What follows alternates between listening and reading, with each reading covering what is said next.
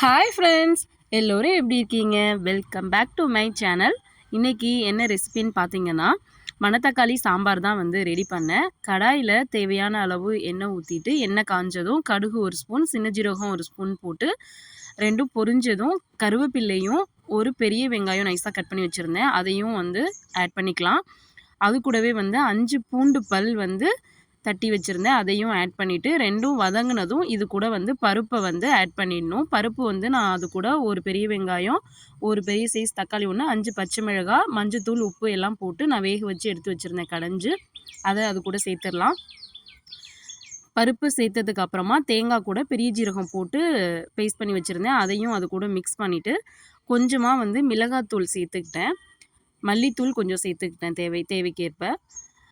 காரம் வந்து அதிகமாக இருந்துச்சுன்னா மிளகாத்தூள் தேவையில்லை. மிளகாத்தூள் வந்து நான் பச்சை மிளகாய் காரம் இல்லை அப்படின்றனால மிளகாத்தூள் ஆட் பண்ணியிருக்கேன்.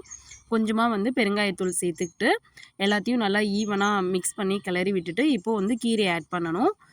கீரை வந்து வீட்டிலேயே இருந்தது தான், மணத்தக்காளி எங்கள் வீட்டில் இருக்குது. ஸோ அதை வந்து நான் பறித்து நல்லா 2 டைம்ஸ் வந்து நல்லா வாஷ் பண்ணி எடுத்துக்கிட்டு கீரையை வந்து நான் ஆட் பண்ணிட்டேன்.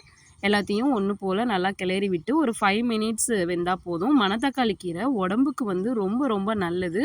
அந்த வாய் புண், வயிற்று புண் அதெல்லாம் வந்து சீக்கிரமாக சரியாயிடும்.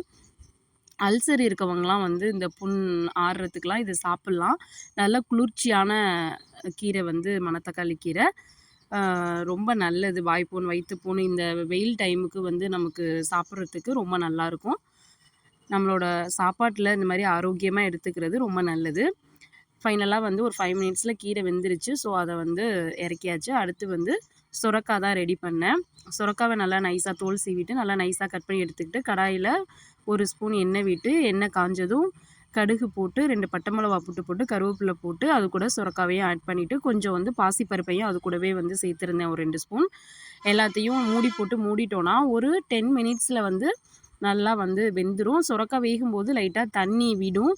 ஸோ லைட்டாக வந்து சிம்லேயே வச்சுருந்தோன்னா அந்த தண்ணி வந்து ஓரளவுக்கு அப்படியே நல்லா வற்றிரும். லைட்டாக ஆனால் இருக்க தான் செய்யும் கொஞ்சம். ஃபைனலாக சுரக்காய் வந்து வெந்ததும் அது கூட தேங்காய் துருவல் சேர்த்து கிளறி விட்டு சாப்பிட வேண்டியதாக. நல்ல டேஸ்டியாக சூப்பராக இருந்தது. மணத்தக்காளி கீரையும் ரொம்ப நல்லா இருந்தது, சுரக்காய் கூட்டும் நல்லா இருந்தது. இது மாதிரி ஆரோக்கியமாக நம்ம வந்து நம்மளோட சாப்பாட்டில் வீக்லி ஒன்ஸ் ஆகுது இல்லை ட்வைஸ் ஆகுது வந்து நம்ம கீரை எடுத்துக்கிறது நம்ம உடம்புக்கு ரொம்ப நல்லது.